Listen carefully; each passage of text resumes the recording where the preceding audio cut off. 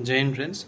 देखिए, आज समझते हैं कि टाइप्स ऑफ गुड्स कितने होते हैं। सबसे पहला होता है प्राइवेट गुड्स। प्राइवेट गुड्स में एक्चुअली होता क्या है कि आप पे करते हैं तो आप यूज़ करते हैं, और इसका अगर आप ओवर यूज़ करेंगे तो जैसे आप यूज़ कर रहे हैं तो आपका यूज़ ही दूसरे के लिए इसकी अवेलेबिलिटी को कम कर देता है। जैसे मिल्क अगर है, उसको आप खरीद लेंगे, 1 लीटर मिल्क है, उसको आप खरीद लेंगे, दूसरे के लिए कम हो जाएगा। इसको बोलते हैं प्राइवेट गुड्स। उसके बाद पब्लिक गुड्स होते हैं जो सब यूज़ कर सकते हैं, और इनको यूज़ करने से इनकी अवेलेबिलिटी कम नहीं होती है। जैसे for example national defence, fresh air.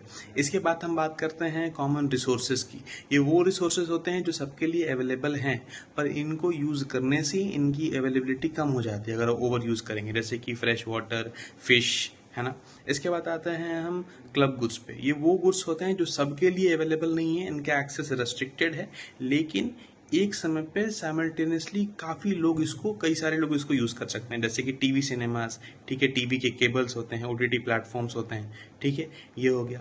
इसके बाद हम बात करते हैं कंजप्शन गुड्स की। कंजप्शन गुड्स वो गुड्स होते हैं जिनको आप डायरेक्टली पर्सनल यूज़ के लिए खरीदते हैं, जैसे कि रोटी, कपड़ा, मकान, ठीक है, ये होते हैं। इसके बाद एक छठा नंबर पे आता है कैपिटल गुड्स के। देखिए, कैपिटल गुड्स क्या होते हैं? वो गुड्स होते हैं जिनको फैक्ट्री ओनर्स खरीदते हैं, बड़े बड़े इंडस्ट्रियलिस्ट खरीदते हैं, और इन गुड्स का यूज़ करके सेकेंडरी गुड्स प्रोड्यूस किए जाते हैं, और जो कि डायरेक्टली लोकल कंज्यूमर तक पहुंचाए जाते हैं। अब इसमें आते कौन कौन से हैं?